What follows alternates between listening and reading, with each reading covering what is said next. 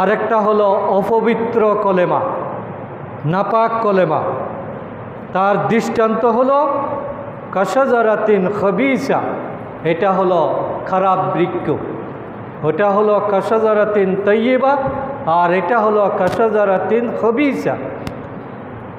দুইটা গাছের উদাহরণ আল্লাহ তাআলা দিচ্ছেন যাতে, এবং এই কাশাজারাতিন খবিসার মধ্যে যারা থাকবে তাদের উদাহরণ হচ্ছে নিস্তুসাত মিন ফাওকিল আরদ মা লাহা মিন করার, জাত শুধু ভূমির উপরিভাগেই থাকে, এবং মা লাহা মিন করার, এটার কোনো স্থায়িত্ব নাই। এটা সামান্য ঝোপঝাড়ের মতো, পায়ের আঘাতে এটা উপড়ে যায়, একটা ফু দিলে এটা সরে পড়ে। এই ধরনের ব্যক্তি, এই ধরনের মানুষের ইমানের কোনো দাম নাই, তাদের এই স্লোগানের কোনো মূল্য আল্লাহর কাছে নাই। এই জন্য রবের কাছে যদি আমরা আসলে সত্যিকারভাবে গ্রহণযোগ্য হতে চাই, তাহলে আমাদেরকে দৃঢ় ইমানের অধিকারী হতে হবে। এবং অপবিত্র কলেমা, কলিমাতিন খবিসা, এটার দৃষ্টান্ত দিতে গিয়ে আল্লাহ তাআলা আরও বলছেন এই সূরার 18 নম্বর আয়াতে, মাসালুল্লাযীনা কাফারু বিরাব্বিহিম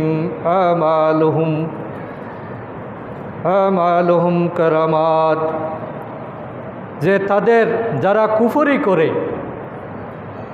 তাদের আমল, সত্যিকার ইমানবিহীন আমলের দৃষ্টান্ত হচ্ছে আমালুহুম কারামাত, সেই আমলের দৃষ্টান্ত হলো ছাইয়ের মতো।